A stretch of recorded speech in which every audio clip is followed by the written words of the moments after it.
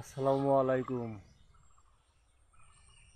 আগামী রোজ শনিবার সকাল 8টায় ঈদুল আজহারের নামাজ পড়ার জন্য সবাই ইনশাআল্লাহ মাঠে যাওয়ার জন্যে জানানো যাচ্ছে।